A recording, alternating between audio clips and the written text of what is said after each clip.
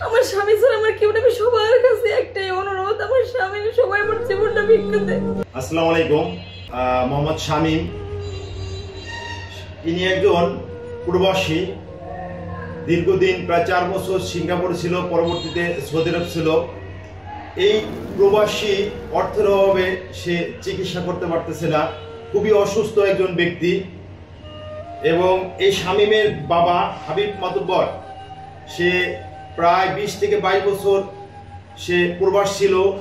এই শামীম সহ শামীমের ছোট ছোট 2টা ভাইকে মানুষ করার জন্য সে অক্লান্ত পরিশ্রম করে 2 হাতে সে প্রচুর লক্ষ লক্ষ টাকা ইনকাম করছে।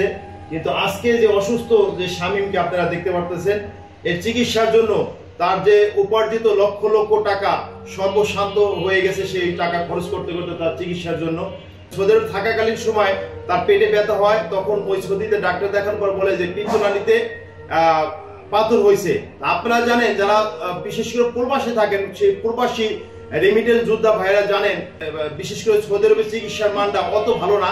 যারা দর্শক আছে তাদের কাছে একটা বিনীত অনুরোধ যে শামীম বাঁচতে চায়, শামীমকে আমরা দেখি বাঁচানোর চেষ্টা করতে পারি কিনা। শামীম পরবর্তীতে এখানে একটা চার দোকান করতো এবং তার স্ত্রী, সে একটু মেয়ে মানুষ হয়েও তার স্বামীকে সুস্থ রাখার জন্য, বাঁচানোর জন্য, 2টা ভাতের জন্য, 2টা আহারের প্রয়োজনে সেও কিন্তু চার দোকান করছে। আপনারা যদি কেউ সহযোগিতা করতে নাও পারেন, অন্তত এই শামীমের এই করুণ দশা তুলে ধরার জন্য, মানুষকে জানানোর জন্য ভিডিওটা পারলে একটু শেয়ার করেন। এবং এইখানে একটা বিকাশ নাম্বার দেওয়া থাকবে এই শামীমের। আপনারা যদি কেউ সাহায্য, দেশে বিদেশ থেকে সাহায্য পাঠাতে চান, শামীমের এই বিকাশ নাম্বারে পাঠাতে পারেন। আমি যখন প্রবাসে ছিলাম, প্রবাস থেকে আমি পেটের ব্যথা নিয়ে দেশে ফেরত আসি।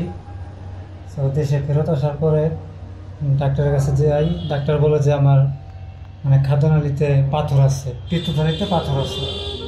সে কথা বলার পরে আমি অপারেশন করতে চাইছি, তারা আমার অপারেশন করে পিত্তথলি কেটে ফেলছে, অথচ কোনো পাথর টাথর কিছু পায় নাই। দীর্ঘদিন প্রায় 1 বছরের মতো আমি হসপিটালে ভুগছি, সর্বশান্ত হয়ে গেছি। আর যখন আমার রোগ ধরা পড়ছে, খুব গুরুতর অসুস্থ হয়ে যায়। বাঁচা মারা অবস্থায় হাসপাতালে যখন ছিলাম, তারা কোনো রিপোর্টে কোনো কিছু না পেয়ে আমার ওপেন সার্জারি করলো। আমার খাদ্যনালী শুকায় নষ্ট হয়ে গেছে। তারপর সে খাদ্যনালী কাইটা দিছিল, পায়খানার রাস্তা আলাদা করে খাদ্যনালী আমার এই জায়গা থেকে কাইটা বের করে দিছিল। এখানে কি ছিদ্র? হ্যাঁ, এখানে ছিদ্র। করে দেওয়ার পর আমি প্রায় 1.5-2 বছর ভালো ছিলাম। আবার আমি নতুন করে শুরু করছিলাম জীবন। আমার একটা সন্তান আছে, আমার পরিবার আছে, আমার স্ত্রী আছে। তাদের নিয়ে আমি ছোট করে আবার 4 দোকান দিয়ে জীবন চালাইতেছিলাম। কিন্তু আল্লাহর ইচ্ছা, আমার দুর্ভাগ্য যে সেই একই সমস্যা আমার আবার দাঁড়াইছে।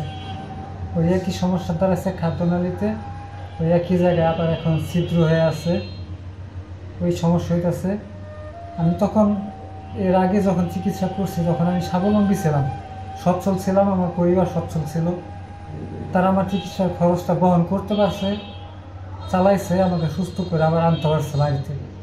আল্লাহ আমার হায়াত কতটুকু রাখছে জানি না, তবে আমি আজকে এই কথাগুলো বলতেছি শুধু একটাই কারণ, যে আমাকে আপনারা যেখান থেকে ভিডিওটা দেখবেন, আমাকে যদি কোনো না কোনোভাবে আর্থিকভাবে সহায়তা করেন, আপনাদের কাছে আমি চিরকৃতজ্ঞ থাকবো।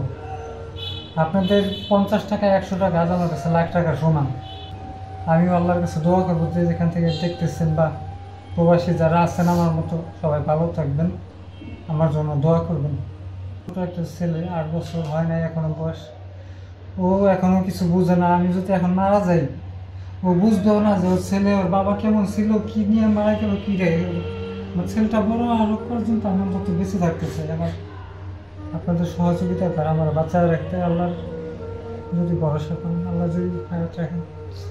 আমার এর আগে চিকিৎসায় 20 লাখের উপরে গেছে, প্রায় 22-23 লক্ষ টাকা গেছে।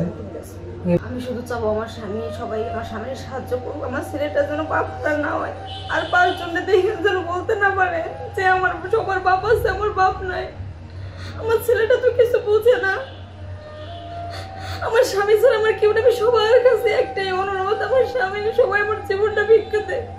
আমি আমার স্বামীর সাথে আমি থাকতে চাই, সংসার করতে চাই, আরো 5টা মেয়ের মতন স্বামী নিয়ে থাকতে চাই আমি। আমরা চাই যে শামীম তার স্বাভাবিক জীবনে ফিরে আসুক। শামীমকে আমরা বাঁচাতে চাই, আপনারা সহযোগিতা করবেন।